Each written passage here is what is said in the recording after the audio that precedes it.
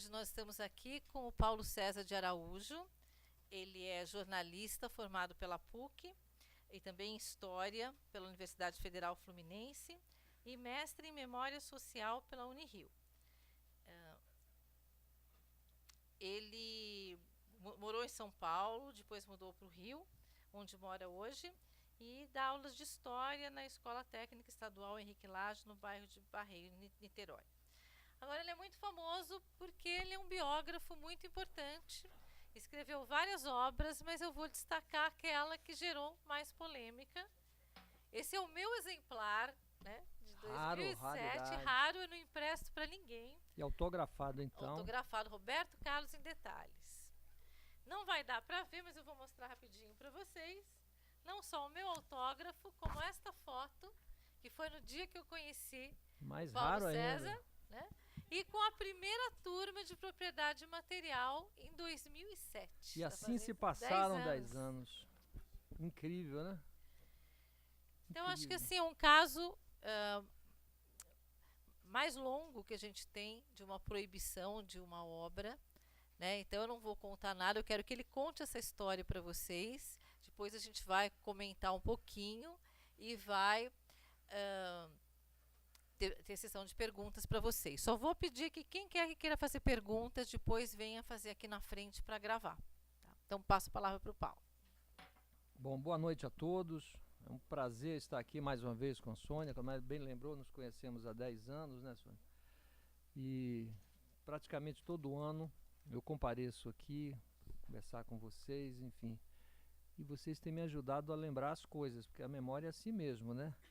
Se não me perguntam, se não pergunta, memória é uma produção coletiva, né? Já nos estudos clássicos de memória. A gente lembra daquilo que nos faz lembrar. Então é importante estar aqui mais uma vez. E nesses 10 anos, por isso que eu estava pensando, caramba, foi a proibição, né? Que foi 27 de abril, exatamente, agora completam 10 anos.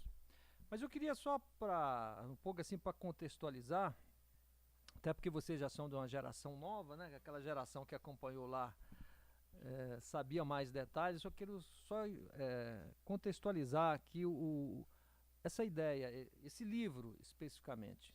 Como ela lembrou aí, eu me formei em História e em Comunicação lá na PUC, em História na UF. Quando eu estava na Faculdade de Comunicação, em 1990, eu tive uma ideia com colegas de turma de faculdade. Todos nós gostávamos de música popular brasileira, e eu desde a infância, eu sou do interior da Bahia, Vitória da Conquista. Me lembro assim do rádio muito forte em minha casa, assim, não tínhamos televisão na época, nem toca-disco, mas havia o rádio. E eu sempre fui atento ao rádio. Fui uma criança atenta ao rádio, às músicas do rádio.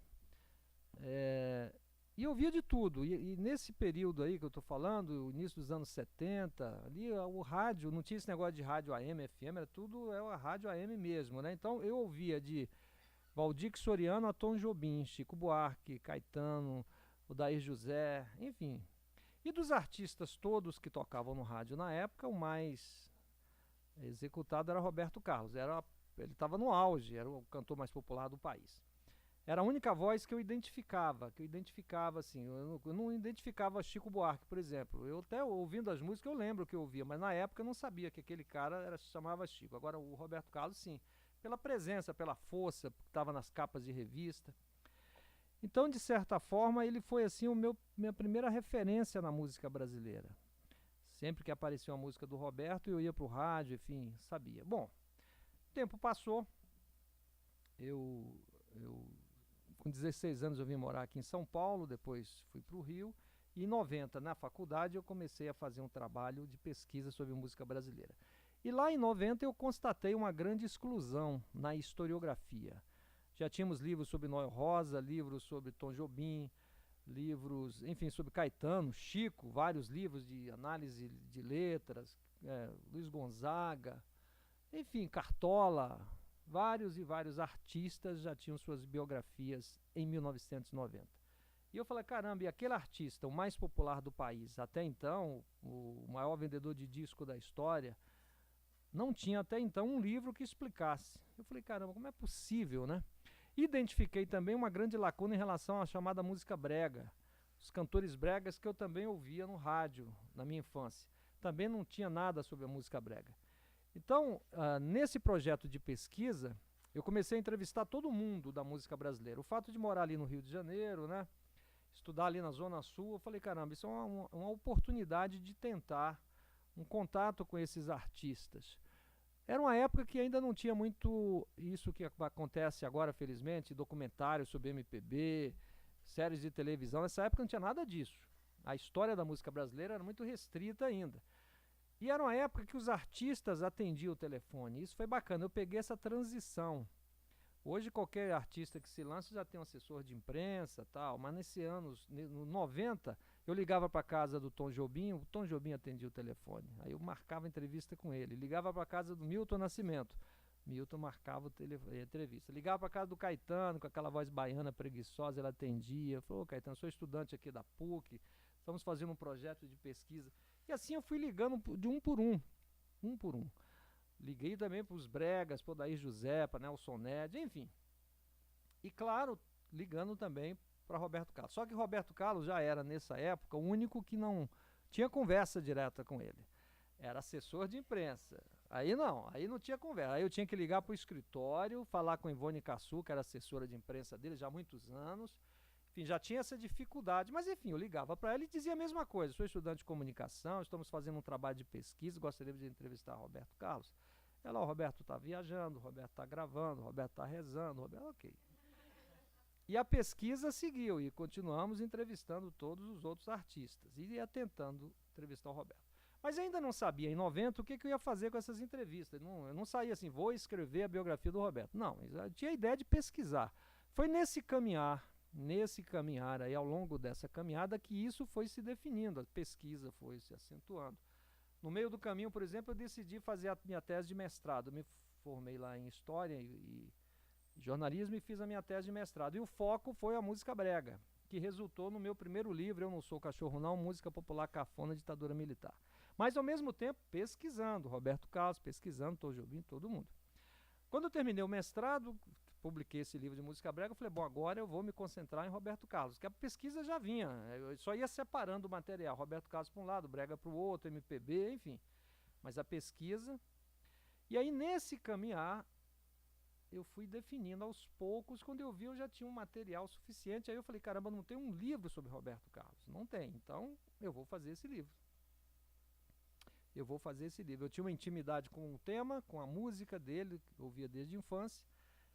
Estava pesquisando, era um tema inédito até então, as fontes ali, Biblioteca Nacional, Rio de Janeiro, os jornais, as revistas e mais as entrevistas, porque eu estava tentando entrevistar o Roberto. Quando eu me concentrei na pesquisa sobre o Roberto, aí eu comecei a entrevistar os músicos de Roberto, os compositores, né, que ele grava música de outros artistas também, os radialistas, os produtores, os funcionários da gravadora, todo mundo em torno dele. Fui pegando um por um.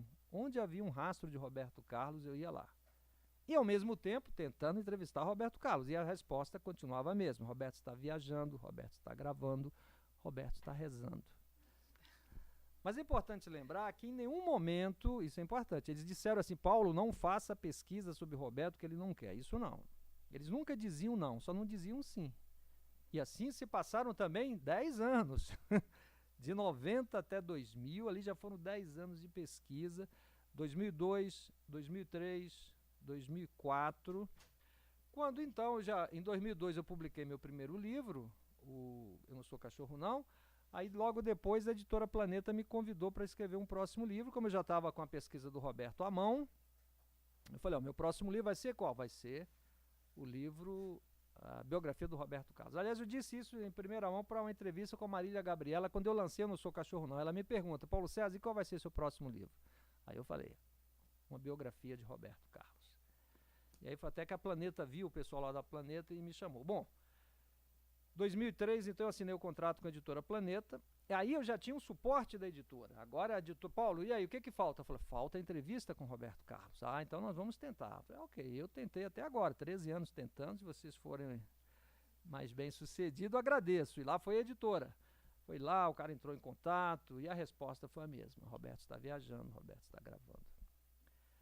Aí, enfim, e aí, mas chegou um ponto em 2015, ou 2005, eu falei assim, olha, eu já tenho as respostas para todas as questões que eu queria responder nesse livro. Porque embora o Roberto não tivesse me dado uma entrevista, eu vasculhei tantas entrevistas que ele deu ao longo da vida, e era numa época que ele dava mais entrevista. Agora ele raramente só fala ali com a Globo, tal, Glória Maria, mas nos anos 60, 70, ele deu muito mais entrevistas. Então eu rastreei todas as entrevistas possíveis, entrevistas em rádio, entrevistas em vídeo, entrevistas em jornais e revistas.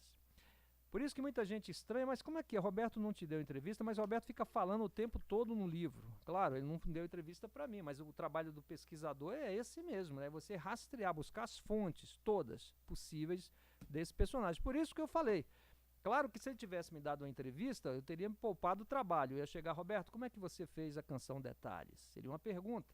Eu tive que achar essa resposta pegando uma entrevista de rádio que ele deu lá em Porto Alegre, em 74, ele fala um pouquinho sobre isso. Uma entrevista para um jornal em Recife, em 80, ele fala mais um pouco de detalhes. E assim eu fui montando o quebra-cabeça. Mas ao final, eu tinha a resposta. Como é que ele fez a canção Detalhes, onde é que ele estava, como é que foi isso. Então esse é o trabalho do pesquisador e do biógrafo, né? Bom, então o livro ficou pronto em 2005, 2006 e a editora Planeta, então, vamos publicar o livro. Vamos publicar o livro, demorei para achar o título, eu não queria o título Roberto Carlos em Detalhes, eu falei, cara, mas é um título assim que vai dar uma falsa ideia do livro, mas eu não achei um título melhor, e eles adoraram o título, né? Roberto Carlos em Detalhes, que assim vai ficar parecendo um livro assim de fofoca, de coisa, é um livro de história da música brasileira, é um livro que redimensiona a trajetória de Roberto. Mas ele falou, não, é claro, Paulo, é os detalhes da história, os detalhes das gravações, são os detalhes, o público vai entender. Eu falei, tá bom. Mas eu me lembro também, e aí é importante dizer, em nenhum momento eu procurei Roberto para pedir autorização, porque eu já sabia, não, se for pedir bênção de Roberto Carlos, não, eu quero fazer o meu livro de forma independente, eu passei esse tempo todo pedindo uma entrevista, o que eu pedi aos outros todos, a Caetano, a Gil, a Chico, a Milton, enfim, a entrevista. Então ficou combinado assim. Mas isso foi o que aconteceu bacana, o meu editor Pascoal Souto, quando eu estava concluindo o livro, mandei assim os 4 primeiros capítulos para ele. Pascoal Souto nunca ligou para Roberto Carlos, ele falou, Paulo, nunca ouvi, não tenho a menor intimidade. Quando eu mandei os 4 primeiros capítulos para ele, ele falou, Paulo, mas o que é isso, rapaz? Você está me revelando um artista aqui que eu não tinha a menor ideia da importância de Roberto Carlos. É mesmo, cara? Pô, sensacional, cara, isso aqui. Olha, Roberto Carlos vai te chamar para você tomar café com ele lá na casa dele. Roberto Carlos fala, que legal, né? Eu fiquei na minha, eu conhecendo o Roberto Carlos, falei, isso não vai acontecer nunca, mas o Pascoal tá achando isso, ótimo, né? Aí eu mandei mais 4 capítulos depois. Rapaz, Paulo César, rapaz, Roberto Carlos vai te levar pro navio, você vai ser lá, vai ter uma homenagem a você no navio. Isso foi bom porque o Pascoal, que não tinha nenhuma intimidade com o Roberto, o diretor da editora na época era um argentino também, conhecia Roberto, claro, eu não ia na Argentina, mas não tinha a menor noção das... Enfim, então acho que esse entusiasmo do meu editor tranquilizou o departamento jurídico, financeiro, assim, não, na cabeça normal deles, claro, esse Roberto Carlos só poderá gostar desse livro, não tem a menor chance de termos problema. Claro, se eles percebessem um livro contra, sei lá, uma coisa ruim, eles podiam até, não, Paulo, mas não. Eles ficaram entusiasmados, e eu falei, ótimo, era isso que eu queria mesmo, entusiasmo da editora, tranquilidade, a história é essa, esse livro precisava ser escrito, é uma necessidade na historiografia, pá! E publicamos o livro. Eu me lembro que quando o livro, o Pascoal me mandou um e-mail, Paulo César, já foi para a gráfica, né? Aquela coisa do escritor no último momento não, já foi. Eu lembro que na hora eu falei assim, caramba, até aqui Roberto não me ajudou, só espero agora que não me atrapalhe, só isso. Quando ele falou isso, já foi para a gráfica, falei, até aqui Roberto não me ajudou, ok, que não me atrapalhe e a sorte está lançada. Bom, o livro sai no dia 2 de dezembro de 2006, exatamente, um sábado, lançamento simultâneo, assim, todos os jornais receberam juntos, né? Então naquele dia 2 de dezembro estava na capa da Folha, do Estadão, do Globo, enfim, todos os principais jornais. E a crítica, importante, os críticos todos perceberam a dimensão do Roberto e o que o livro revelava para a crítica. Eu lembro que o crítico da Folha escreveu um texto que dizia mais ou menos assim: o livro situa Roberto na mesma dimensão de um Chico, de um Caetano. Daqui para frente tudo vai ser diferente. Ou seja, o nosso olhar sobre o Roberto não vai ser o mesmo, que eles sempre consideraram o Roberto algo menor. E o livro revelou, não por ser um livro de fã, nada disso, revelou com argumentos históricos, com fontes, documentos, a importância do Roberto. Então a crítica, e os fãs então enlouqueceram, né? Porque imagina os fãs do Roberto, só acostumados a ler aquelas revistinhas de banca, a vida de Roberto, a intimidade do Roberto. Quando viram esse livro, teve fã que escreveu, já li, eu estou lendo pela 5ª vez, né? Eu falei, ótimo. Então os fãs gostaram, a crítica gostou. O livro entra logo na lista dos mais vendidos. Faltava então só a opinião do próprio Roberto Carlos. E essa opinião aparece pela primeira vez aí no final desse ano. Eu lancei no dia 2 de dezembro, no dia 16, o dia 14, ele lança o disco dele de fim de ano. Dá uma coletiva para promover esse disco. E lá um jornalista se levantou, o JB Medeiros aqui do Estadão, falou, Roberto, acabou de sair um livro, queria saber qual a sua opinião, uma biografia não autorizada e tal. Aí o Roberto manda, olha, não li o livro ainda, não li, mas não gostei, porque esse autor se apropria do meu patrimônio, que é a minha história é um patrimônio meu, eu é que tenho que escrever o meu livro, quando eu quiser, na hora que eu quiser, invade a minha privacidade, fala de fatos da minha vida que não era para falar, e por isso o caso está, esse caso eu entreguei para os meus advogados, e dentro da lei nós vamos cuidar disso. Foi a primeira manifestação, mas não parou por aí, porque a imprensa, naquele momento, tinha lido o livro. Ele falou que não tinha lido, mas os jornalistas, grande parte dos que estavam lá, ficaram assim, olhando para o outro. Caralho, que loucura, ele não gostou do livro. Aí o segundo vai e manda outra pergunta. Mas, Roberto, peraí, você disse que não gostou do livro, tal, mas que trechos exatamente da tua vida? Não quero falar sobre isso, o objetivo aqui é promover meu disco. Não era nem para ter respondido a primeira pergunta, mas já que você está falando, não quero saber. Aí ele ficou mais agressivo. Aí outro jornalista, e daqui a pouco incendiou aquela coletiva. Aí tem um jornalista lá que se levantou e falou, mas Roberto, olha só, o livro, pela primeira vez você aparece na historiografia da música brasileira numa dimensão. Aí ele falou, e daí? Você gostaria que escrevesse um livro sobre a sua vida se você não quer que escreva? Pô, o jornalista, não depende nada. Aí o pau quebrou na coletiva. E a coletiva que era para promover o disco do Roberto, promoveu o livro. Aí no dia seguinte, todos os jornais, biografia, até quem não sabia que o livro tinha sido lançado, aí todo mundo foi aí que o livro subiu na vendagem mesmo, né? Chegou um ponto que o jornalista desconfiado falou, será que isso não foi combinado com o autor? Teve um jornalista que falou isso, que ele achou aquilo tão despropositado, que parecia uma promoção, né? Quer dizer, o Roberto dá uma coletiva, e a coletiva, a pauta principal é o livro não autorizado. Mas enfim, mas só para dizer que o livro, aí o Roberto apareceu com essa manifestação, claro, e aí a imprensa toda atrás de mim, e aí, Paulo César, e aí? A minha resposta foi, olha, como o Roberto falou que não tinha lido o livro, eu vou esperar o Roberto ler o livro. Eu acho que ele próprio disse que não tinha lido, possivelmente, ao ler o livro, ele vai mudar de ideia, só isso que eu posso dizer, nada mais. Ele não apontou nenhum trecho, ele apenas ficou em tese, que invade a privacidade, que, enfim. Logo dias depois, o Nelson Mota tinha coluna na Folha. Nelson Mota, amigo do Roberto. E Nelson Mota escreve um artigo lindo, dizendo, Roberto, você disse que não leu o livro, mas eu li. Eu li, e o livro e li as lágrimas, o livro redimensiona a sua trajetória, papapá. Roberto, deixa isso pra lá, isso não tem cabimento, né? Ele fez esse apelo ali no final do ano, já a coluna do Nelson acho que foi dia 27 ou 23, estava ali próximo do especial do Roberto. E eu confesso a vocês que nesse final de ano eu acompanhei esse especial do Roberto, e como era final de ano mesmo, eu falei, caramba, a data, o período ajuda a compreensão, a esse período de maior reflexão. Eu falei, quem sabe mesmo, né? Nesse final de ano ele vai pensar melhor, o Nelson Mota falou, outros jornalistas falaram, é Natal, é Jesus, né?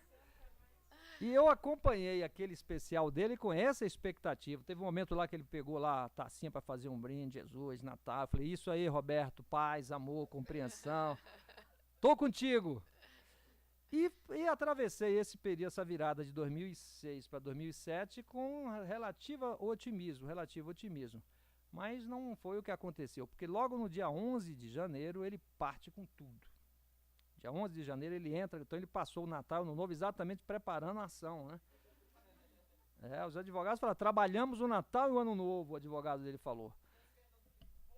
Não, aí as vendas aí, o livro vendendo, né?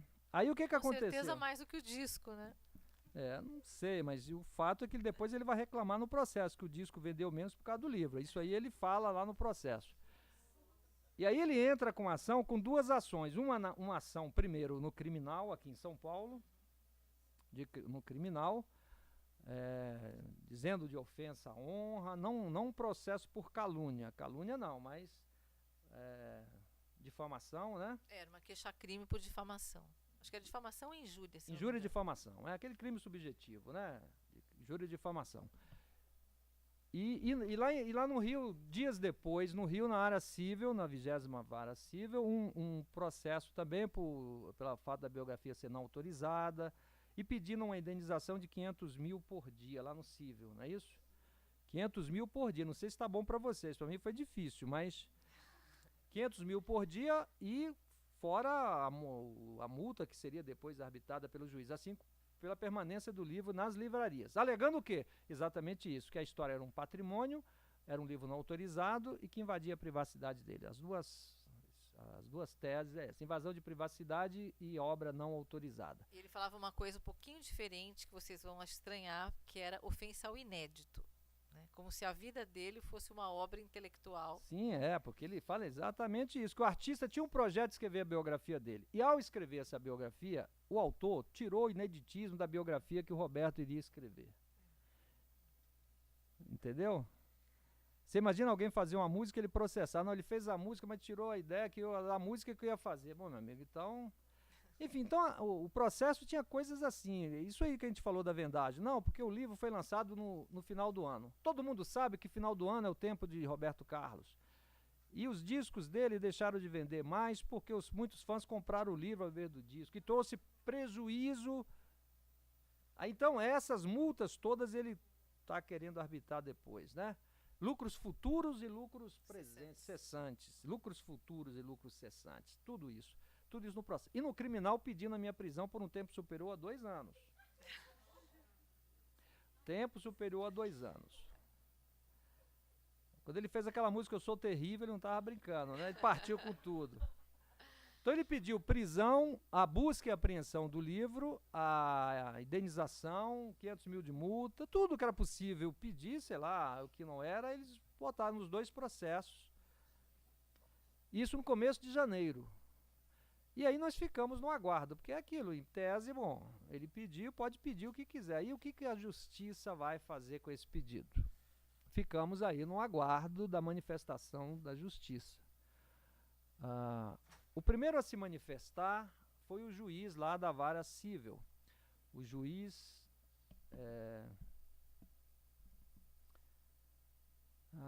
fugiu, não gosto de esquecer os nomes deles, porque esses nomes são importantes, cara. Enfim, o juiz da Vara Civil no Rio dá uma liminar proibindo o livro em todo o país. Uma liminar, ele dá uma liminar proibindo o livro em todo o país em fevereiro, dia 22 de fevereiro. 22 de fevereiro. Maurício Chaves de Souza Lima, não posso esquecer, não posso. Maurício Chaves de Souza Lima dá uma liminar 22 de fevereiro proibindo o livro.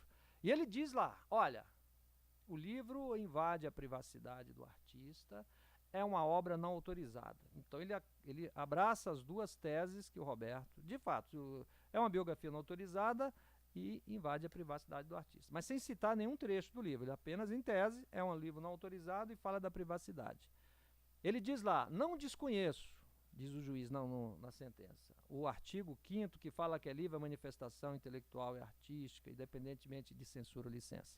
Porém, de forma mais específica, o artigo 20 do Código Civil diz que, salvo-se autorizados, e aí ele conclui, entrecruzados os 2 direitos, há de prevalecer aquele que protege a privacidade. Então, por isso, eu anuncio aqui a proibição do livro.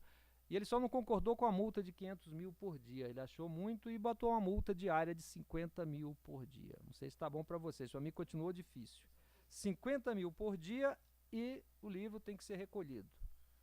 Se continuasse a venda nas editoras, a livraria Planeta ia pagar uma multa de 50 mil. Bom, então essa foi a decisão do juiz da 20ª Vara Civil.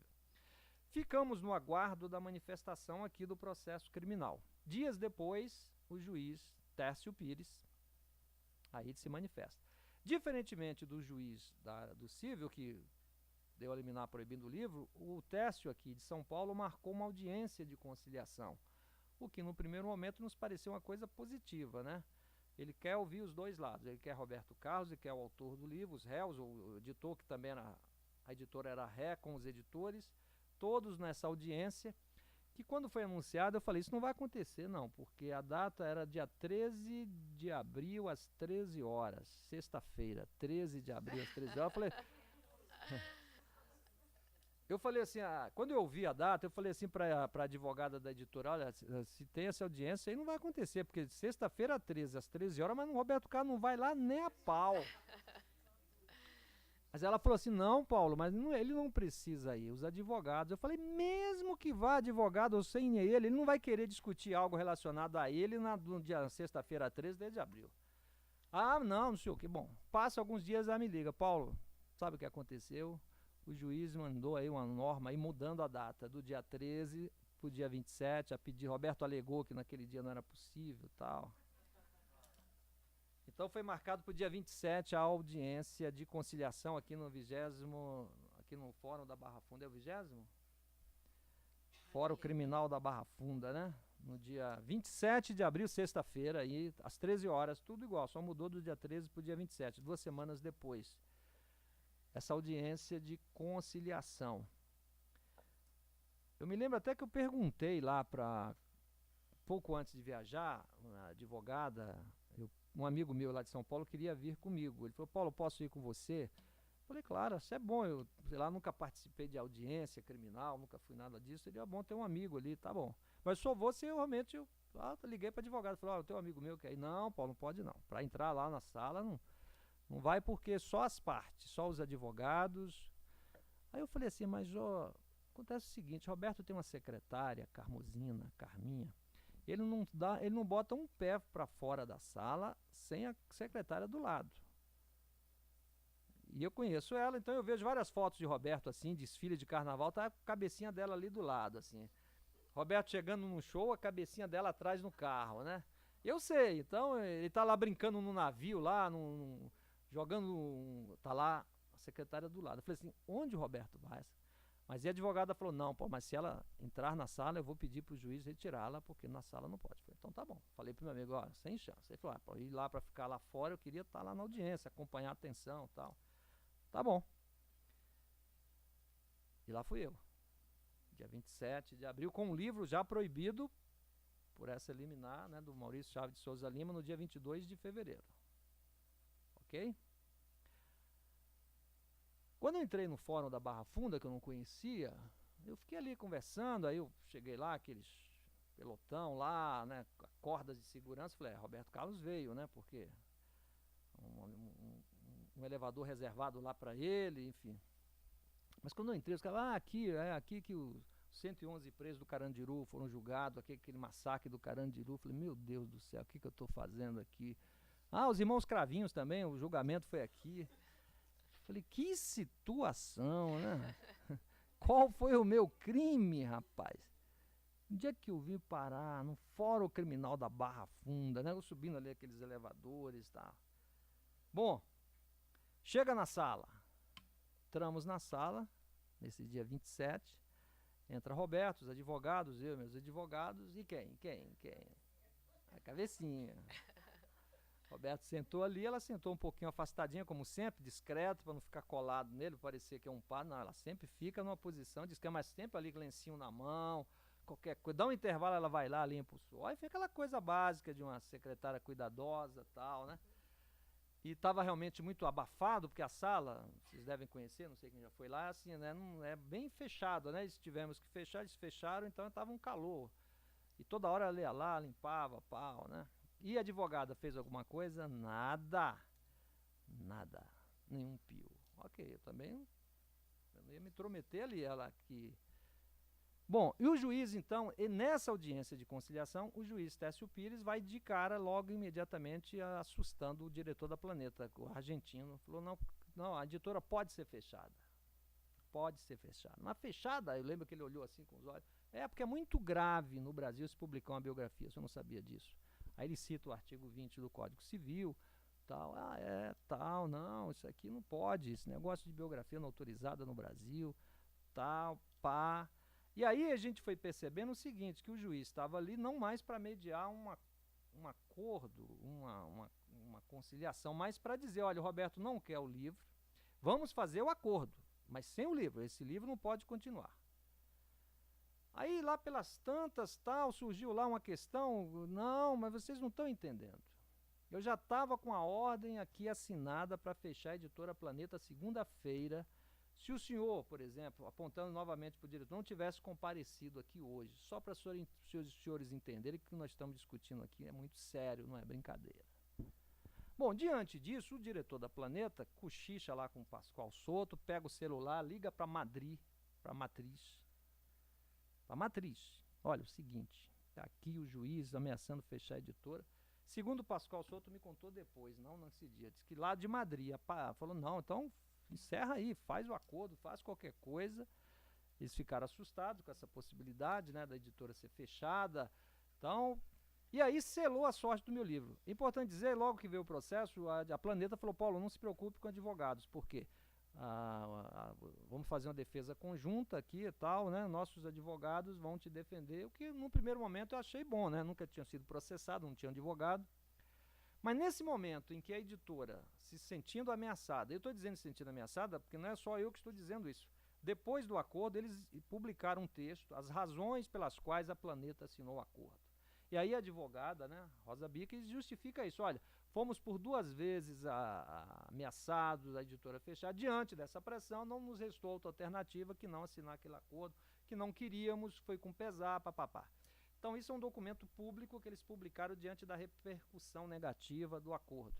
Mas o que eu quero dizer é o seguinte, nesse momento eu me senti ali abandonado, porque as 2 pré-condições para qualquer um que está numa audiência dessa é, primeiro, estar assistido por um advogado. No momento em que a editora decidiu entregar o livro, o advogado, que em tese seria meu, não era mais, porque o advogado era funcionário da editora. Então, os advogados estão ali conversando com o diretor, então, pá. E o juiz que estaria ali em tese para mediar, francamente favorável a Roberto Carlos. Então, eu fiquei realmente numa situação difícil e surpreendido, porque eu não fui lá preparado para isso, não. A postura antes da editora, não haverá acordo, vai ser algo protocolar, vamos chegar lá, tal, o processo vai seguir. Depois eles me falaram, Paulo, nós fomos surpreendidos. Nós fomos com essa ideia mesmo, né? Porque surgiu até aquela ideia, não, eles não falaram isso justamente para deixar você desprevenido, você chegar lá e cair. Mas eles falaram, não, desculpe, a nossa intenção não era acordo mesmo. Mas diante da postura do juiz, que nos surpreendeu, nós optamos por fazer o acordo. E o acordo é esse acordo triste de a editora se compromete a não mais publicar o livro, recolher todos os exemplares que existiam ainda, devolver tudo a Roberto, e se Roberto encontrasse mais livros, ele compraria, depois a editora iria ressarcir. O fato é que tinha que entregar todos os exemplares. Quantos livros vocês têm lá no estoque? 11 mil. Entrega também os 11 mil livros. Enfim, Roberto quis recolher todos os exemplares. Claro, não precisa dizer, não foi para doar para as bibliotecas, não quis recolher para distribuir, claro que era para queimá-los, né? Incinerá-los, destruí-los todos. E esse acordo foi o acordo, e eu ali vendido, achando que a causa, eu não sabia o que ia acontecer depois, perdido. Eu lembro que eu percebendo que a situação estava... Eles haviam chegado a esse consenso, eu me levantei e falei, Roberto, esse acordo, da forma que está colocado aqui, isso é ruim, péssimo. Não só para mim, mas é ruim para você, para a editora, para o mercado editorial, para a sociedade brasileira, porque queimar livros em pleno século XXI, isso nos remete à barbárie, isso nos remete ao nazismo, à ditadura militar. Isso vai ser uma mácula na sua biografia, não a que escrevi, a sua própria. Lembra que eu falei isso com bem forma enfática, ele assim, mas ele imperturbável. Não quero... Aí eu falei, mas se você está descontente do livro, eu tinha lido as duas ações, os trechinhos lá que eles apontaram, então eu proponho aqui, nós fazemos uma revisão desse livro. Ou seja, eu mudo ali os trechos que você considera que foram invasivos e tal, mas o importante é que o livro permaneça. E outra coisa, se você acha que é importante, está preocupado, está ganhando dinheiro com o seu nome, então eu abro mão dos direitos autorais, pode ficar para você, mas que o livro permaneça. Foi a minha proposta de conciliação nessa audiência. E eu falei tudo isso e fechei os olhos e sentei, esperando que a Planeta, nesse momento, é isso aí, Roberto, então, mas não. Ficaram todos mudos, o Roberto não aceitou, o juiz então prossegue aqui. Aí eu assim já, tá bom, assinei lá e saí. Mas antes de sair, o juiz falou, olha, Roberto, eu quero dizer para você também que eu também sou cantor, sou compositor, acabei de gravar meu segundo CD, ele tira assim uma pasta assim, meu nome é Técio Pires, mas eu gravo disco com o nome artístico de Té Lopes, eu gostaria que você ouvisse esse disco, desse a sua opinião, enfim, o que você acha, distribuiu lá para os jornalistas, deu um para mim também, enfim. Aí o promotor, Roberto, posso tirar uma foto aí com você? Claro, maior prazer, juiz, vem aqui e tal. Eu sei que eu saí da sala nesse momento, estava o juiz, o promotor, uma funcionária do fórum que estava com a câmera, tirando a foto com o Roberto, e aí eu saí por uma porta, e mais eu não vi, porque eu saí nesse momento aí. Para pegar o voo, pegar o ônibus para voltar para Niterói, onde eu moro. E aí eu quero dizer para você, esse momento foi o mais difícil, foi essa volta. Não tanto ali já foi terrível, mas quando eu entrei no ônibus, o ônibus pegou aquela estrada, sabe aquela coisa de apagar as luzes do ônibus? Foi aquela solidão, aquela sensação assim, falei, caralho, todo o trabalho perdido, porque eu não sabia o que acontecia, não ia saber que ia ter repercussão, nada disso, o meu mundo caiu ali. Eu imaginei que ali as favas estavam contadas, tudo ali, acabou tudo, o acordo foi assinado, a editora entregou meu livro, o Roberto conseguiu o apoio do juiz e não ia se falar mais nisso. A sensação nesse sentido foi ruim por isso. Se eu soubesse, se eu tivesse uma bola de cristal, mas eu não tinha ali, aquela coisa do sofrimento no momento que acontece. Você lembrando assim, perspectiva, fala, mas por que eu fiquei tão mal, né? Mas ali eu não podia imaginar. Então a sensação foi de perder mesmo, de ter perdido o tempo, o trabalho, um livro feito com tanto cuidado e de repente numa situação daquela, numa aberração daquela, numa sessão como aquela, naquele contexto, por aquelas razões, tudo isso. E eu fui então para casa, por sorte, eu tinha que dar aula, mas era véspera do... Isso foi uma sexta-feira, teve um feriado 1º de maio, foi na terça, então houve um feriado prolongado. Isso foi bom, porque eu fiquei em casa lá, ó, sem falar com ninguém, chorando e tal, mas eu não tive que encarar a sala de aula no outro dia. E acordei na terça-feira com um telefonema do meu editor Pascoal Souto, isso que me acordou, ele estava na secretária eletrônica. Paulo, você leu a Folha hoje? Você leu o texto de Paulo Coelho? Eu estava acordando, falei, o que eu vou ler o texto de Paulo Coelho na Folha? Eu lembro que o Paulo Coelho tinha umas colunas lá, né, de autoajuda. Falei, não é isso que ele falava assim de sol, espadas? Eu falei, será que o Pascoal está querendo levantar minha moral? Sei lá. E eu desci na padaria para comprar o pão e comprei o jornal da Folha e então estava aquele artigo do Paulo Coelho. Lindo, um artigo maravilhoso. Maravilhoso. Ele escreve na Dinamarca, da Dinamarca ele acompanhou o caso. De lá ele manda o texto para a Folha e a Folha publica no painel, não é isso? No painel, mas com chamada na capa. Que contexto desfavorável é esse? Que a editora justificou na saída. Por que eles fizeram acordo? O contexto foi desfavorável. Porque a Planeta era na época editora de Paulo Coelho. Então eu quero que a minha editora explique, porque o que está em jogo aqui não é o interesse só da editora, as liberdades estão duramente conquistadas no Brasil. Porque isso não atingiu só Paulo César, atingiu a mim que escritor também, todos nós escritores sentimos atingidos por esse acordo, que na verdade não é um acordo, é uma censura absurda em pleno Estado Democrático de Direito. E esse texto do Paulo Coelho incendiou o debate, e aí o pau quebrou. Porque aí todo mundo, os outros jornalistas, Hélio Gaspari, Zueni Ventura, jornais do México, jornais de Madrid, e todo mundo querendo entender que diabo foi isso, o que Paulo Coelho está... Enfim, diz que Roberto era infantil, que ele devia estar acostumado com privacidade, que isso não pertence mais a um artista, que é muito mais popular do que ele há muito mais tempo. Enfim, foi um artigo preciso. E, aliás, muita gente dizia na época, você lembra? Eu nunca gostei do que Paulo Coelho escreveu, mas esse artigo eu gostei. Muitas pessoas brincavam assim, inclusive. Eu, inclusive.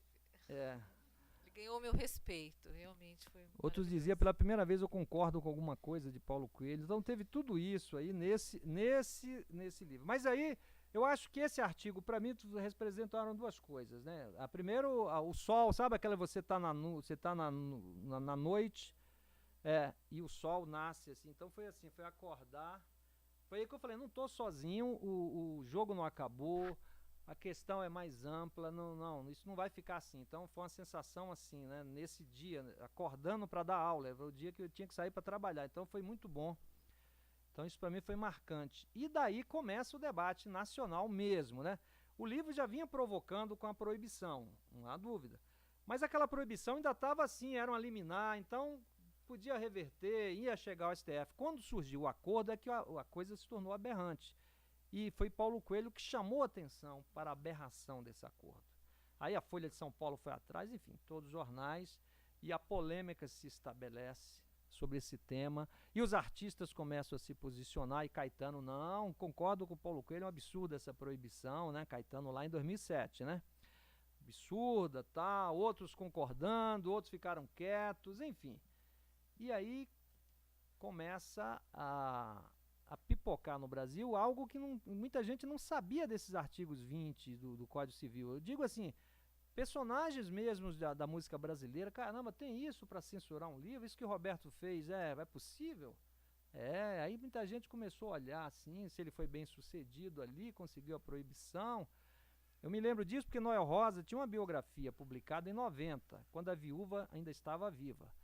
Aí o Noel não deixou filhos, mas tinham duas sobrinhas que ficaram como herdeiras após a morte da viúva. E o que as herdeiras fizeram? Olha só, esse livro também não foi autorizado e fala da privacidade do nosso tio. Aí eles entram com processo contra João Máximo e Carlos Didi, alegando a mesma coisa de Roberto, parece que copiaram lá. Invasão de privacidade, uso indevido da imagem, mesma coisa. E o livro do Noel foi proibido logo depois. Aí o juiz lá do Rio dá uma liminar proibindo o livro. Aí um livro de Guimarães Rosa, logo depois, a irmã de Guimarães Rosa entrou na justiça, alegando basicamente a mesma coisa. Uma biografia de Lampião, publicada lá no Nordeste, também alegando invasão de privacidade, enfim, não autorizado. Enfim, são vários livros, vários casos foram... O que levou o mercado editorial, levou a parte da sociedade até uma mobilização. Pessoas ligadas aos sindicatos de livros, de editores, não, nós temos que tomar providência, porque senão vai ficar inviável publicar biografias no Brasil. É aí que em 2008, no ano seguinte, é apresentado o primeiro projeto de lei, né, de autoria na época do deputado federal Antônio Palocci, né, revogando o artigo 20, mudando o artigo 20, alterando o artigo 20. É o primeiro projeto de lei. Esse projeto, claro, não foi adiante, o Congresso não teve o menor interesse, aí Palocci terminou o mandato dele, começou o outro em 2010, Newton Lima pegou esse projeto, reapresentou, e seguiu. Mas aí o mercado editorial achou que isso não estava andando, aí eles decidem em 2011 entrar com uma ação no STF, né, Sônia, que é aquela ação de inconstitucionalidade dos artigos 20 e 21. É a DIN, não é isso? Aí em duas frentes, um projeto de lei no Congresso e essa ação no STF. Na expectativa de ou uma ou outra, nós poderemos reverter isso, porque a postura era essa. Mas eu posso dizer o seguinte, nisso tudo acontecendo, 2009, 2010, Roberto Carlos estava sozinho como o grande porta-voz dessa tese. Qual a tese? A minha história é um patrimônio meu, uma visão patrimonialista da história, e escrever um livro, uma biografia, falar de vida privada, invasão, e eu não quero. Então, por isso, essa tese, então, Roberto era o porta-voz. Qual não foi nossa surpresa quando chega lá em meados de 2013, foi um espanto, porque ninguém esperava, não estava anunciado, surge uma nota no jornal Globo dizendo, sabe aquele grupo Procure Saber? O grupo Procure Saber que foi formado por Paula Lavigne, reunindo todos os figurões da MPB para lutar pelos direitos do ECAD, que o ECAD era muito escuro, que o ECAD não era muito claro nas suas prestações de contas.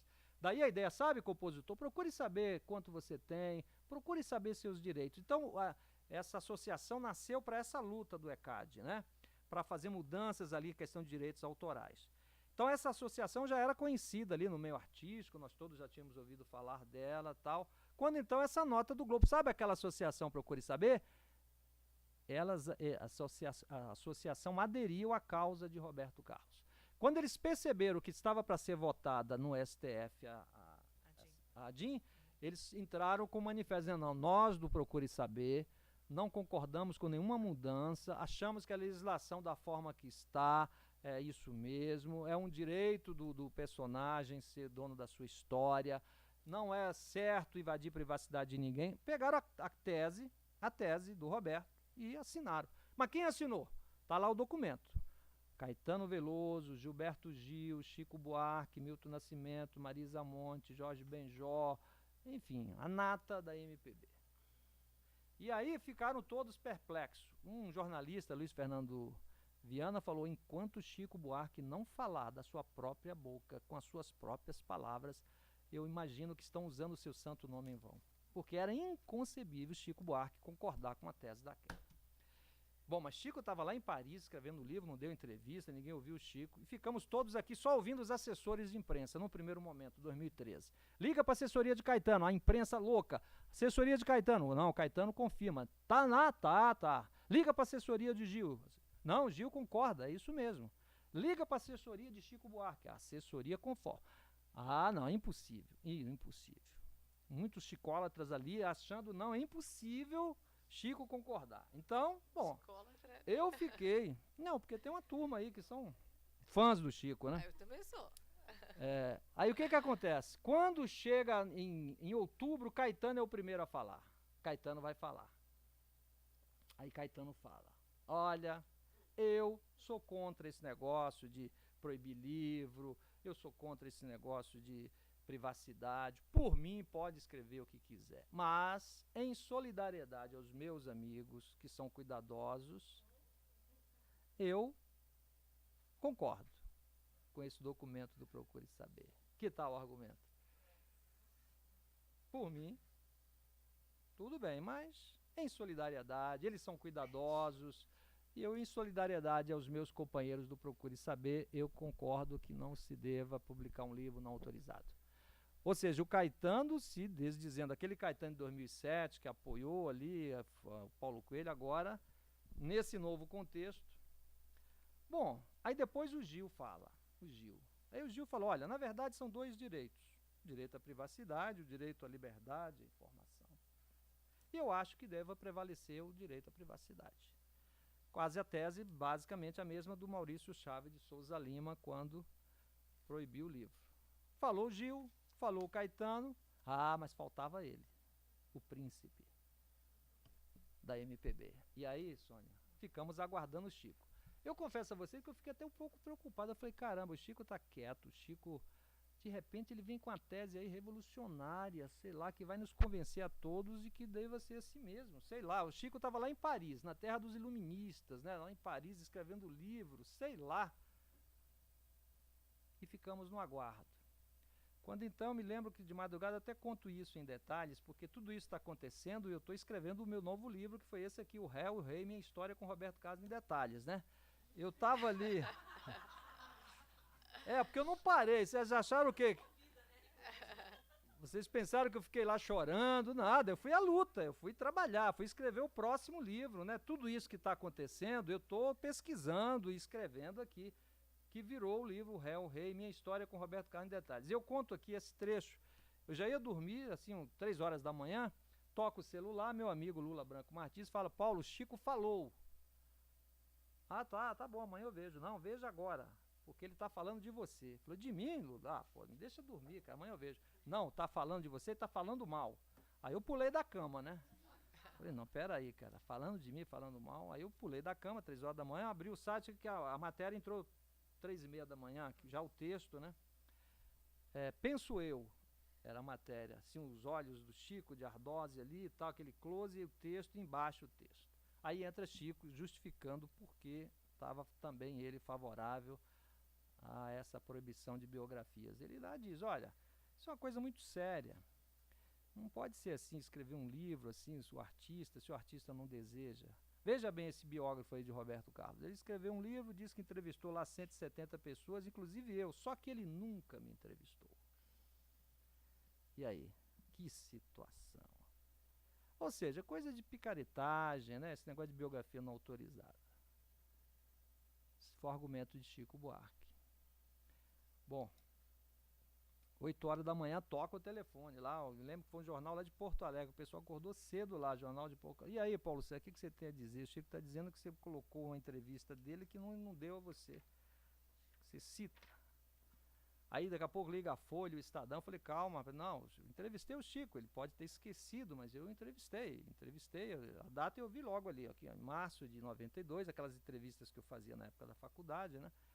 Esse livro é resultado de uma ampla pesquisa, por isso que eu listei aqui 170 nomes, entre os quais Chico Buarque, porque eu entrevistei o Chico, ele falou de Roberto Carlos, que eu sempre perguntava nessas entrevistas, além da vida de cada um, momentos com Roberto e tal, e com o Chico eu fiz a mesma coisa, fiz uma pergunta específica, tal, mas ele falou que não deu a entrevista, falei, tá, eu tô aqui procurando aqui, pode, tá, enfim, fui ali nesse dia. Felizmente eu não tive que dar aula, porque eu estava ali em casa, eu desci as fitas, que eram fitas VHS, e eu só tive que torcer o seguinte, se a fita vai rodar, meu Deus, será como é que tá isso? Eram fitas que eu não via, tinha feito lá em 2098, acho que eu peguei para transcrever, para usar no livro, mas há uns 10 anos sem mexer naquilo.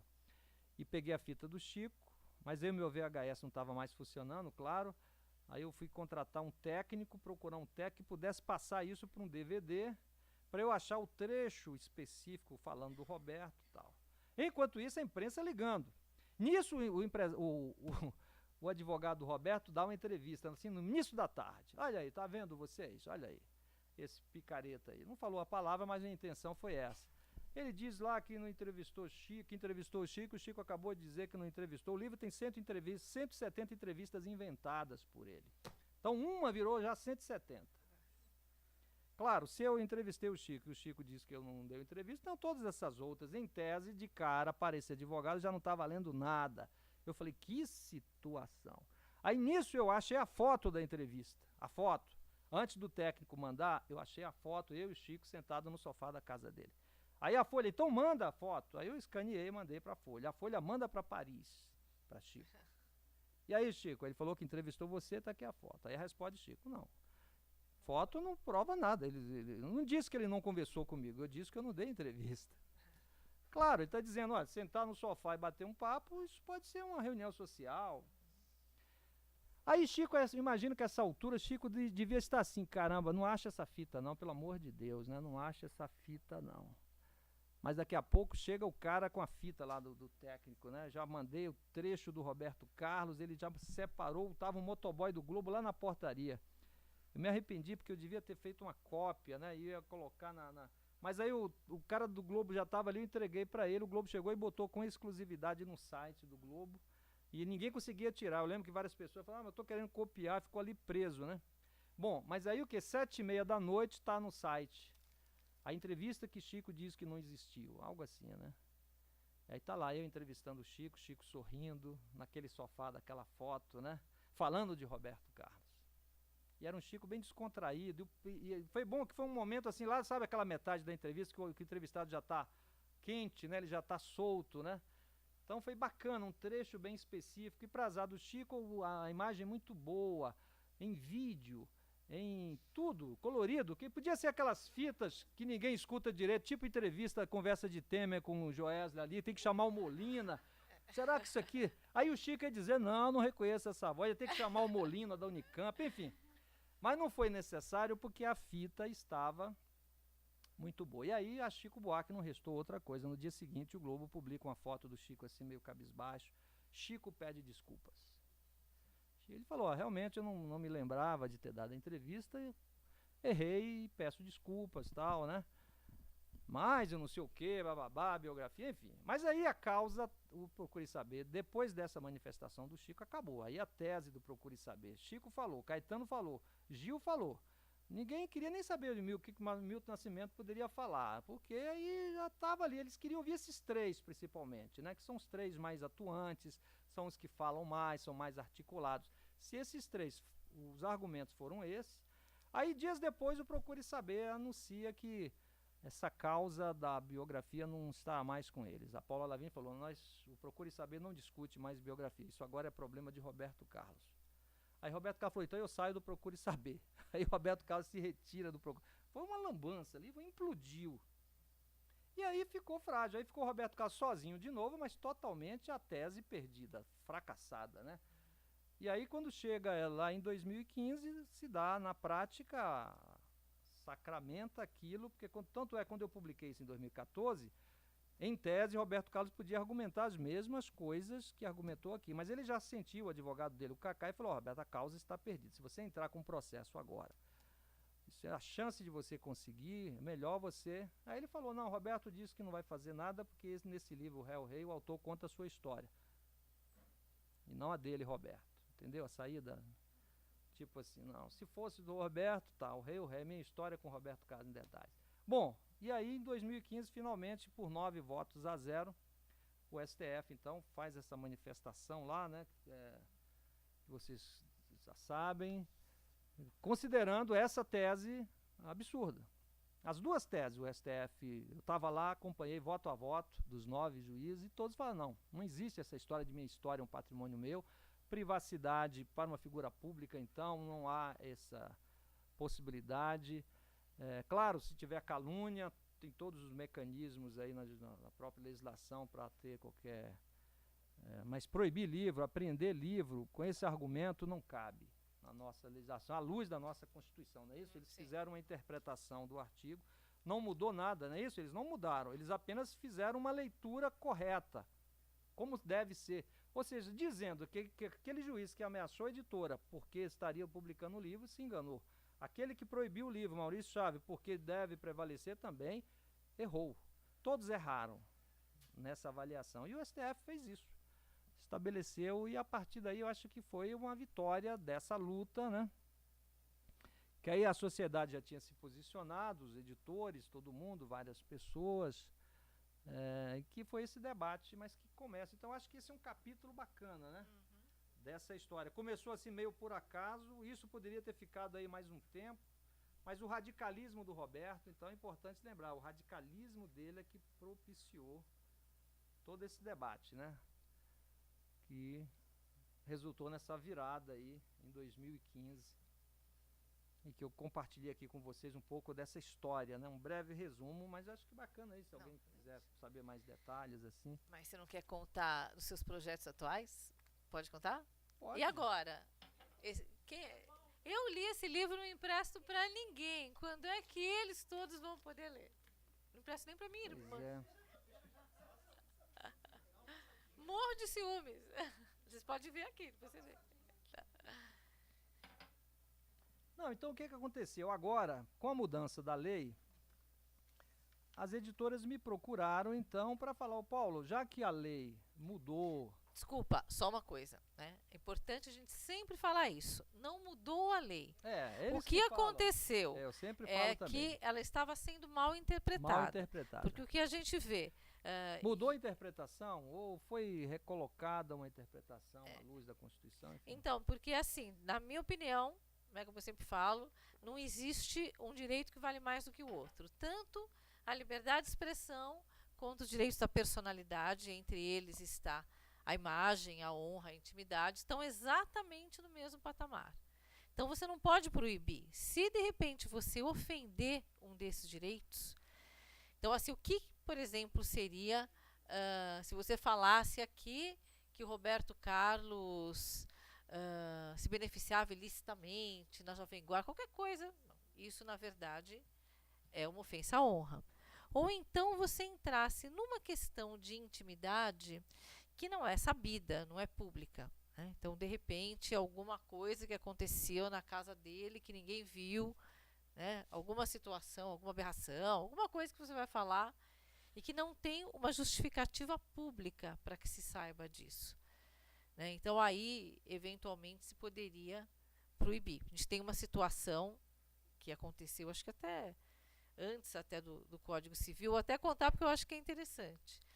Houve um caso de uma pessoa muito famosa, né, uma pessoa da alta sociedade carioca, que lançou a sua biografia e ele resolveu contar que uma mulher belíssima da sociedade carioca que morreu num acidente aéreo, que ela tinha tido um caso com o presidente Kennedy. Tá? Era uma moça muito bonita, diz que ele se encantou com ela e que ela teve um caso. As filhas ficaram furiosas, entraram com uma ação, e o que o juiz proibiu no dia do lançamento do livro? Né? Que este fato, que ninguém sabe se é verdade ou não, mas de qualquer forma, e nem interessa saber se é verdade ou não, é um fato ofensivo à honra daquela mulher que era casada e já era inclusive falecida. O que a editora fez? Né?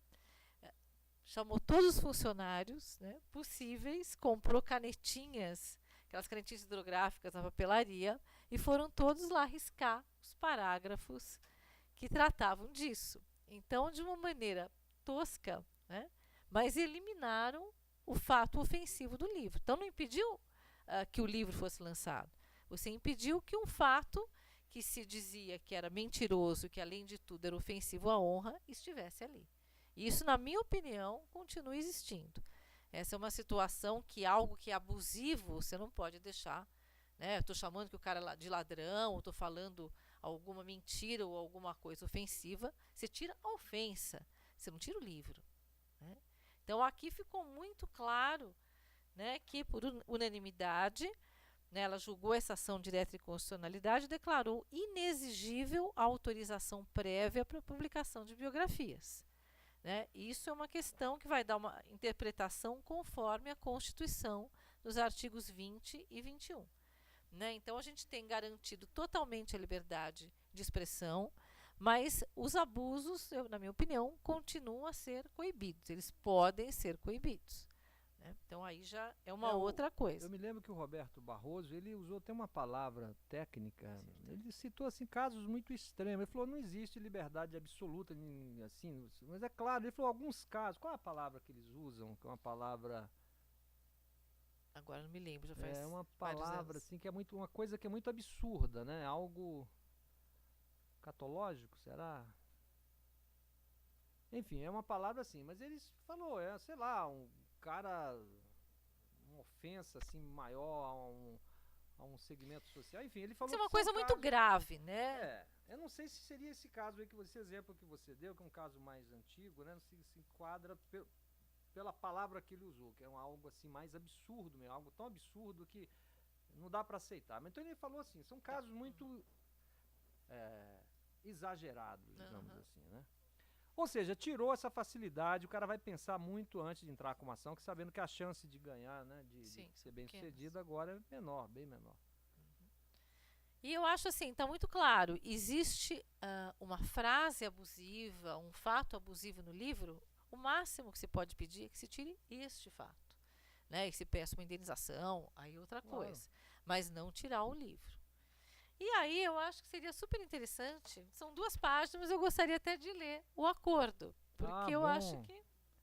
Leia esse acordo, porque esse acordo é isso que me prende, é isso que me amarra, é só isso que falta para fechar. E aí a gente vai conversar um pouquinho sobre isso. Iniciados os trabalhos, proposta a conciliação, e restou aceita nos seguintes termos. Os querelados promoverão a entrega de 10.700 exemplares que se acham em estoque à disposição do querelante, em dependências de sua empresa situada, tá? Endereço tal, prontos à retirada a partir desta data, em dia útil e horário comercial, com prévio aviso ao querelante pelo telefone tal. Resgatarão ainda, dentro de um prazo de 60 dias, no limite de suas forças, o quanto em livrarias conseguirem encontrar, com imediato encaminhamento ao querelante em seu escritório em São Paulo, na Alameda Santos, etc.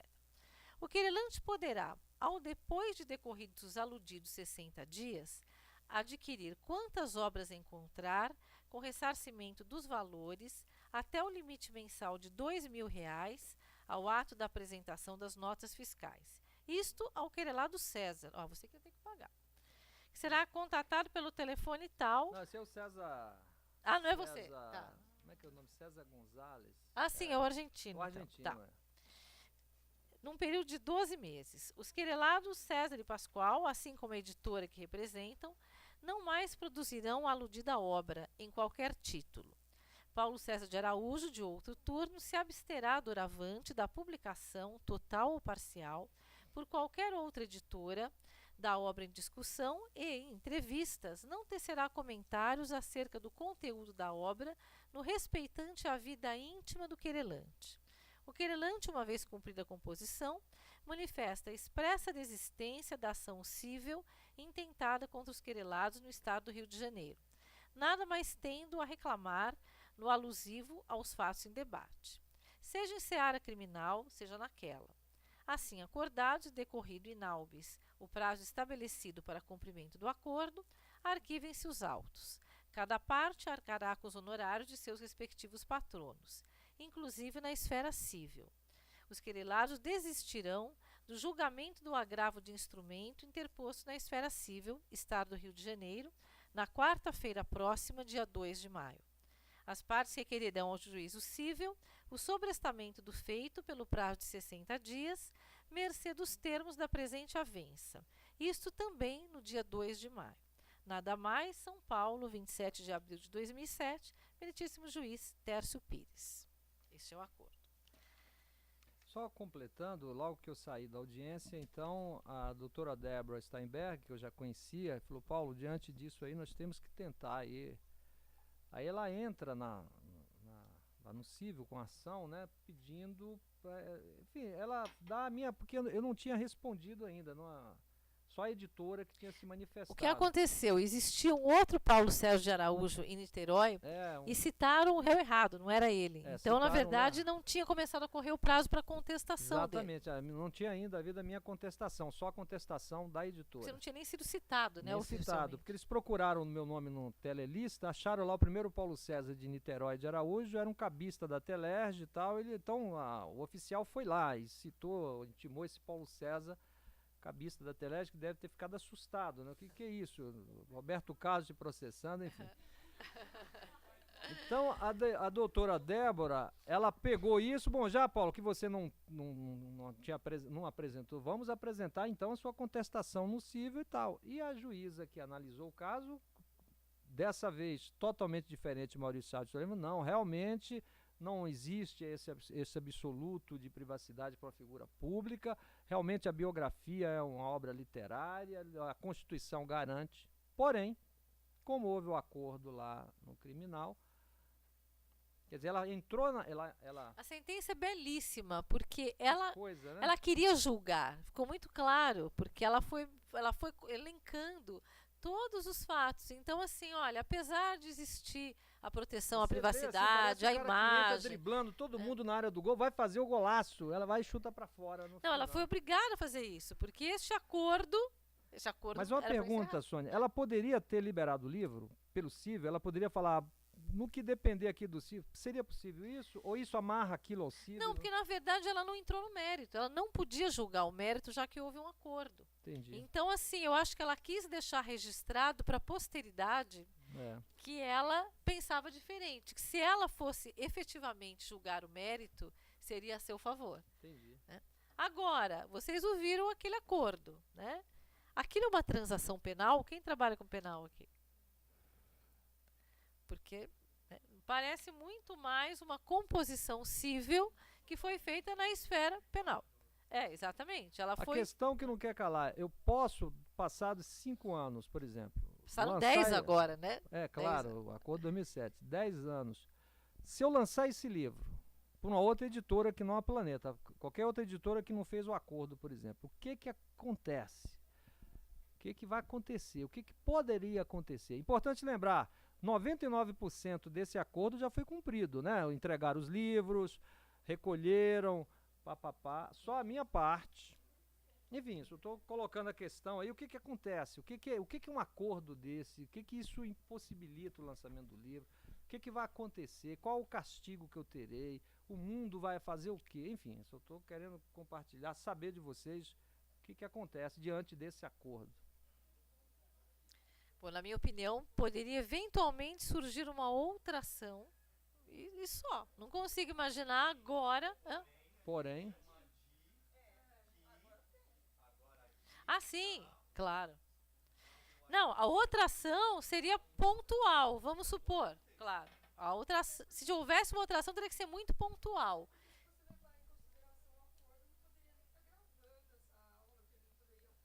Não, ele não falou nada de intimidade do Roberto Carlos. Aqui foi até uma coisa que você negociou na hora, não foi? Porque assim. Não, eu tentei, não, porque eles queriam mais. Eles queriam me proibir de falar do livro Roberto Carlos em detalhes. E que o autor fica proibido de falar do livro. Aí eu falei, não, peraí, isso é um absurdo. Aí na hora eu protestei.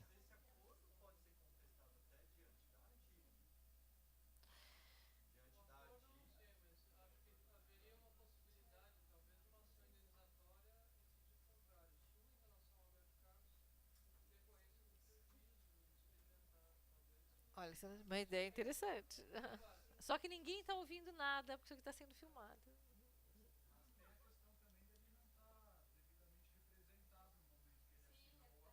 Ah, não, então. E o que É. aconteceu depois? Mas ele tinha minha procuração para negociar, né? Aquela procuração que você sabe. A apelação teve um voto vencido. O voto vencido foi belíssimo. Também o voto vencido, depois na aula eu vou até mostrar, porque ele chega a dizer que era o livro do ano.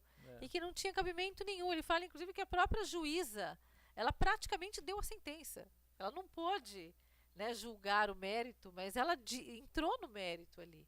Né? E, na verdade, o certo seria terem voltado atrás. De 2-1, né? É. Ali poderia, então, o livro voltar, mesmo tendo o acordo? Não, se tivesse sido a seu favor. O que parece que existiu ali foi um problema processual, porque parece que entraram com embargos infringentes e seria um recurso especial. Né? Então, ele perdeu o prazo do recurso especial e por isso que acabou essa história. Né? Mas eu acho que, sem dúvida, agora, eu acho que pode. Né? Sua opinião é que posso lançar o livro? O que eu fiz, eu não sou criminalista, né? Eu conversei com uma professora de vocês, né? Que também conversou com um professor da USP, de Direito Penal, e ele achou isso, que não é desobediência se você lançar, né? O processo criminal está arquivado há 10 anos e, além de tudo, não tem nenhuma, não é uma composição, não é uma transação penal no sentido natural. Ela praticamente fez uma composição cível na esfera penal, sem nenhuma penalidade em termos financeiros, em termos de possível prisão ou alguma... nada, né? Pena alternativa, não tem nada aqui. Não consta nada aí qual seria o castigo, por isso que eu fico perguntando, né? Olha, nós todos, inclusive advogados, estudiosos da área, adoraríamos que você lançasse esse livro de novo, não só porque o livro é bárbaro, né? O que eu acho muito legal, eu nunca fui uma admiradora de Roberto Carlos e depois desta história, eu nunca vou me esquecer do meu café da manhã no dia 28 de abril de 2007. Eu sempre tomo café da manhã com jornal e naquela época, hoje eu só leio o Estadão, naquela época eu li os 2 jornais, tá? E aí, quando eu peguei e eu vi a foto do Paulo César chorando, eu fiquei muito, muito chocada. Foi a matéria do dia seguinte ao dia. Exatamente. Foi aí que eu comecei a ler o livro. E nesse livro, não é simplesmente uma biografia do Roberto Carlos, muito menos aquilo que algumas pessoas falam, é uma biografia de fã. Não, não é uma biografia de fã. Não, quem fala isso não leu ainda. Em primeiro lugar, ele conta não só a história dele, mas a história da música popular brasileira da década de 50 até os anos 2000, tendo como norte o Roberto Carlos. Né? E tem um ponto que é muito legal, não vou saber agora de cabeça, eu usei até num artigo, e é muito engraçado, porque eu vou escrever um artigo sobre esse caso, que eu entreguei para ele no dia que ele me autografou o livro, que saiu no Consultor Jurídico. Foi um artiguinho de 4 páginas, porque você escrever numa revista virtual é uma coisa... E assim, olha, até hoje, de vez em quando, alguém me liga por causa daquele artigo que eu escrevi. Mas eu me lembro que eu terminei e falei assim, eu posso citar um trecho desse livro, porque eu tenho esse livro, não é uma obra inédita. Né? E aí ele fala que o presidente Kennedy estava lá na Casa Branca despachando, Roberto Carlos já era o rei, era um sucesso. Né? Foi assassinado, Roberto Carlos continuava fazendo sucesso. Depois o homem chegou à Lua, né? Roberto Carlos fazendo sucesso. Cai o Muro de Berlim. Cai o Muro de Berlim, né? E quanta coisa, chegamos no ano 2000 e o Roberto Carlos fazendo sucesso. Né? Então, como é que eu posso dizer que esta não é uma figura famosa e pública. Eu posso dizer que ele era o rei, não era o rei da música popular brasileira? E como é que não se pode, ele vai dizer que o patrimônio é dele? Ele faz parte do nosso patrimônio cultural, né? Você dizer o que ele faz na cama, até porque você não sabe, isso pode ser um abuso em termos de intimidade. Agora, tudo aquilo que você conta aqui, né, que são coisas da vida dele e da vida, muita coisa da vida pública e muita coisa da história da música, né? Eu achei uma coisa interessantíssima quando eu vi os discos que existiam antigamente, era proibida a exibição pública, né? A execução pública dos discos era proibida, porque as pessoas iam ao vivo cantar no rádio, né? Então tem tanta coisa que eu aprendi lendo esse livro, então ele é fantástico. Então não dá para dizer que aquele é o patrimônio dele. Ele faz parte, gostem dele ou como eu, não gostem dele, mas ele faz parte da história da música popular brasileira, uma figura importantíssima, né? E que teve aqui um retrato de historiador, não é de fã, não é de fofoca, porque ele teve uma situação anterior em que foi um mordomo que escreveu. Eu até li o livro do mordomo, não achei nada de tão complicado, mas de qualquer forma, era alguém que era remunerado para estar na casa, na intimidade dele. Então, uma situação muito diferente. Agora, aqui não. É um livro de história da música popular brasileira, tem no Roberto por Norte. Vou lançar. Depois de toda essa... Todos nós estaremos lá.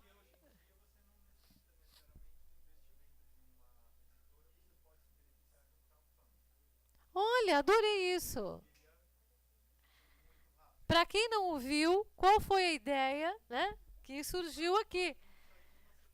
A edição pode ser dele, pode ser um crowdfunding, que a gente pode começar imediatamente, e aí ele vai lançar o livro com os direitos autorais todos dele e ganhar o dinheiro só ele, né? Melhor ainda. De onde dividir com alguma editora que pode se acovardar no futuro e ter qualquer problema. Mas eu né? pergunto assim, para uma editora que não participou do acordo, o impedimento seria o quê? Só Nenhum. ético? Seria o quê?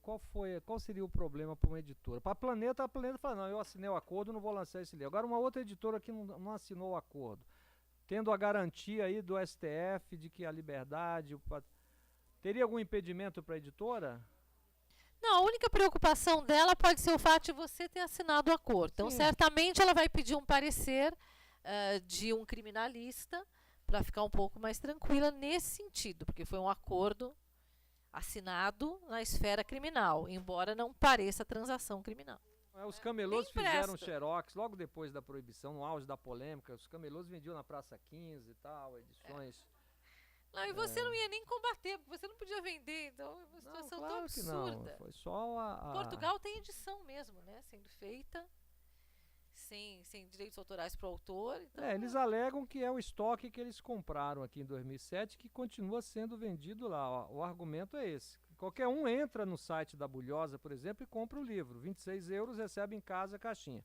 Quando o jornalista liga, mas vem cá, o livro está proibido? Não, mas nós compramos quando estava ainda liberado. E esse estoque nós estamos vendendo. Mas eles vendem isso há 10 anos, sem parar. Então... Eram 10.700 que foram entregues para o Roberto Carlos. Então, de onde eles estão tirando esses livros, a gente não sabe. Eu não sei também. Quase 11 mil exemplares. Ele não queimou, tá? Isso é uma coisa importante de dizer.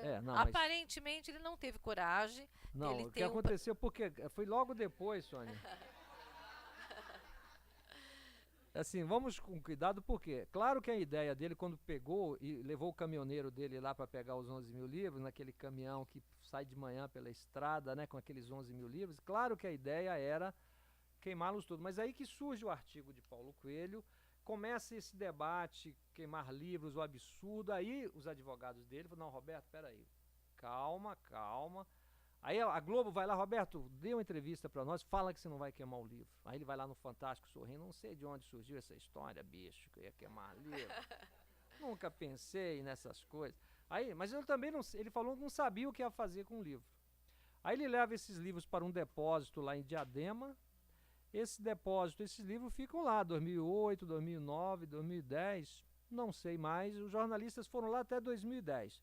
Tinha um velhinho lá que ficava cuidando desse depósito, os caras tentam entrar, não entra, tal, enfim. Os livros estariam lá. Agora, o que aconteceu de 2010 para 2017, eu não sei, não soubemos mais nada. se continuam os livros lá armazenados, se ele havia a possibilidade de transformar isso em caderno. Eles chegaram a falar em reciclagem, os advogados dele falando, não, o máximo que pode ser feito é um processo de reciclar, transformar isso em caderninhos para as crianças. Enfim, falaram até isso. Mas, de fato, eles nunca informaram o que fizeram com o livro, se os livros estão lá. Aí seria uma matéria investigativa, jornalística, cultural, né, para descobrir o paradeiro desses livros, nesses 10 anos, aliás, né? Que os livros estão lá, ou foram para lá exatamente 10 anos.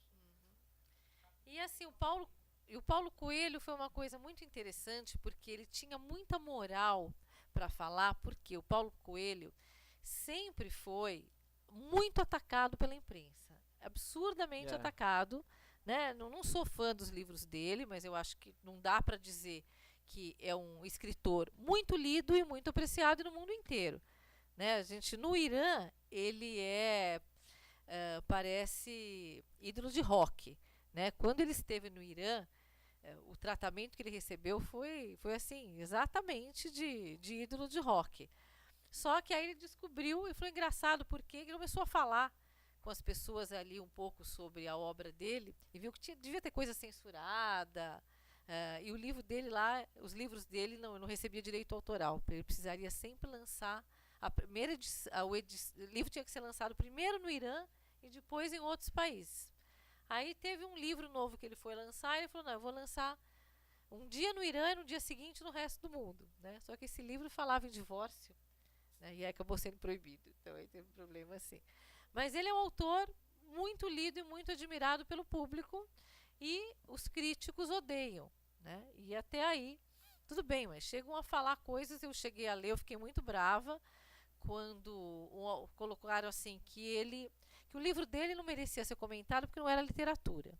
Então, me desculpem, né, vocês que estudaram direito autoral aqui, você pode até falar é má literatura, não gosto, o que quiser, mas dizer que um livro não é literatura não é uma crítica que se justifique. E ele nunca processou ninguém. Ele até poderia. Eu me lembro de um jornalista que falava que hoje mora na Itália, que ele escreveu um artigo uma vez, que ele falava que o livro dele valia menos que as meias sujas que estavam no carro, umas coisas assim. Então, realmente, ele já foi muito maltratado pela imprensa e nunca processou ninguém, né? Nunca proibiu nada, sempre deixou falar o que quisessem. Quando lançaram a biografia dele, ele forneceu material e entrevista, mas ele não se meteu também. Nesse sentido ele foi coerente, né? Até desde o início, e publicar a biografia dele, ele não leu antes de ser publicada, enfim. Então, nesse sentido, foi uma postura bem coerente, diferente da de Caetano, que mudou, né? Por causa do Procure Saber, por causa da Paula Lavigne, enfim. E o Chico, de todos, o que mais nos surpreendeu pela postura, pelo ícone da liberdade de expressão, né? O artista que fez Cálice, enfim, apesar de você... Foi realmente surpreendente, e certamente o episódio mais lamentável da linda trajetória de Chico Buarque, né? Que a gente não tem um episódio na carreira do Chico, né, com esse grau de contradição, de absurdo mesmo, né? Então foi bom, assim, nesse sentido, a história, enfim, a polêmica esclareceu muita coisa. Acho que o próprio Chico acordou para isso, ele falou, não estava bem informado, ele fez uma espécie de autocrítica, não estava bem informado, enfim... Eu acho que nesse sentido, acho que avançamos todos, né? É verdade. Acho que até o Roberto Carlos aprendeu alguma coisa com isso, assim. Eu acredito que ele não esperava a repercussão, certamente não. Ele achou que aquilo ia no piloto automático, ele já tinha proibido o mordomo lá em 79. Que é uma situação muito diferente, né? Pois é, mas na cabeça dele era aquela coisa do rei. Tudo é tradição, monarquia, tudo é igual, né? Aí ele processou Rui Castro, processou Notícias Populares. Ele foi no piloto automático. Nunca maiores problemas. Vai proibindo, vai recolhendo, ele vai seguindo.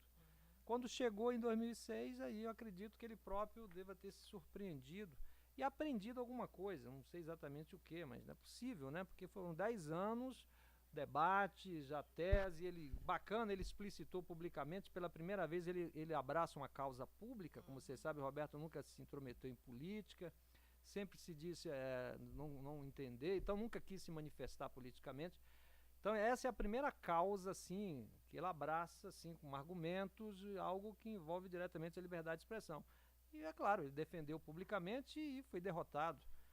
A gente deve aprender também, imagino, com alguma coisa, né? Acho que essa própria reação dele com esse livro, um pouco assim, ele já abaixou a bola. Ó, Roberto, você entendeu, Roberto? Não pode. Enfim, espero pelo menos, né? O que eu faria, eu achei, já vou te dar a palavra, o que eu achei que foi até uma pena aqui, que isso poderia, se bem que os juízes não se convenceram porque não quiseram, mas eu acho assim, você tem, e o episódio do Caetano foi muito interessante, porque a gente vê que ele trabalhou como historiador mesmo e tinha tudo isso arquivado, né, tudo organizado. Então eu acho que nota de rodapé em livro como esse acaba não funcionando, mas de repente páginas, o númerozinho que vai para o claro. final do livro, as notas de rodapé Como todas eu fiz juntas. Nesse aqui, né? Exatamente.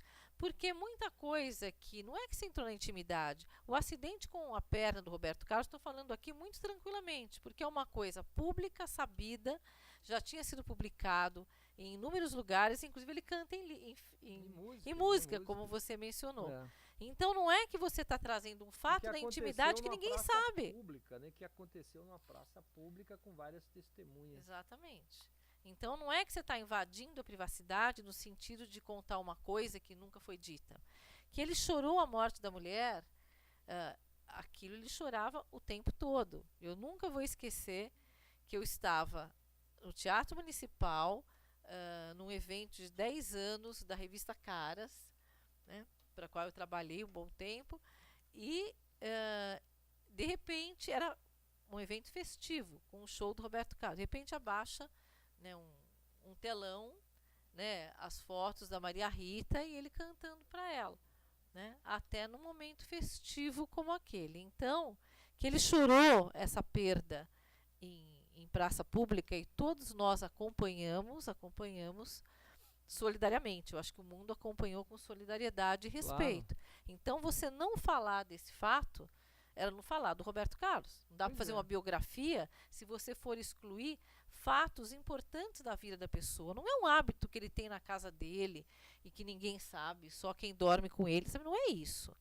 Isso você poderia até discutir, mas está invadindo a minha privacidade. Todo mundo tem direito à privacidade. Mas existe um certo limite, algo que é sabido, que é conhecido, e, na minha opinião, se põe de novo essas notas. O artista com o maior número de canções no imaginário coletivo nacional. Aí não tem conversa. Quantidade de músicas que o povo brasileiro conhece do Roberto é bem maior do que de qualquer outro artista. Então, nesse sentido, ele é um fenômeno, inclusive, da memória, né? Não só de vendagem, mas de conhecimento. Possivelmente, hoje, a música mais conhecida do Brasil é uma canção de Roberto Carlos. É a música mais conhecida do Brasil, porque não há uma criança, não há um velho, não há um jovem, não há um rico, não há um pobre, não há um feio, não há um bonito que não conheça a música. Então eu cheguei à conclusão que é a música mais conhecida do Brasil. É aquela música que você fala 2 frases e todo mundo segue cantando. E quem consegue isso? Quem conseguiu? Roberto Carlos. Eu acho que é a música mais conhecida do Brasil. Se alguém souber outra, me cante para mim, que atinja todos. É uma que diz assim, ó. Eu tenho tanto. Por quê? Porque a criança hoje, ela é embalada ao som de Como é Grande o Amor para Você. Então você tem assim as mães cantando para as crianças, não é isso? Nem mesmo o céu, nem as estrelas. Quem era jovem nos anos 60, hoje está com seus 60 anos, conhece a música. Quem está nascendo agora vai ser embalado. Então eu acho que é a canção hoje mais conhecida. Eu estou falando isso que eu sou professor, então eu lido com um público jovem. Então eu falo uma música ou outra, mesmo do Roberto, não tem a ressonância. Eu falo uma do Chico, não tem. Eu falo uma do Caetano.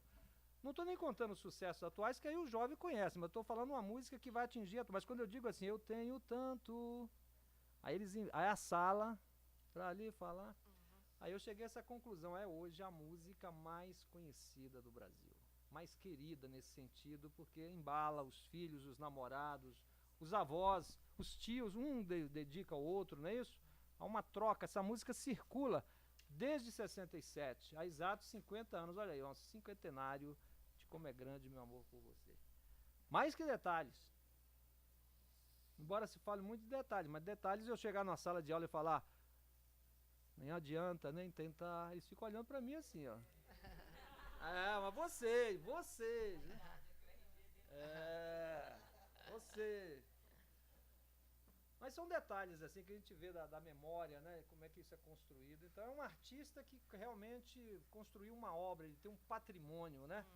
Ele não importa quantos discos que ele vai vender mais, não importa quantos shows ele vai fazer, a obra que ele já construiu, que ele deixou, que está no imaginário coletivo, e isso dá a grandiosidade do Roberto Carlos. E é isso que eu expliquei no livro, Roberto Carlos em Detalhes. Que até então era sempre tratado como um personagem menor, comparado a Chico e Caetano, por exemplo. Principalmente o Chico Buarque, porque o Chico é dos artistas da MPB aquele que tem mais fãs. Mas os fãs do Chico não são chamados de fãs, são chamados de admiradores, né? Os fãs são os do Roberto. Mas quando você coloca essa história e as pessoas leem, vê que o Chico não é nem mais nem menos, quer dizer, ambos são importantes nesse contexto da música brasileira. Duas vertentes importantes, né, da história da MPB, cada um na sua especificidade, mas cada um marcando a história da música brasileira de forma indelével. E sempre que você precisar, pode convidar que estaremos aqui, firme e forte. Então tá. Muito obrigada. Obrigado a você.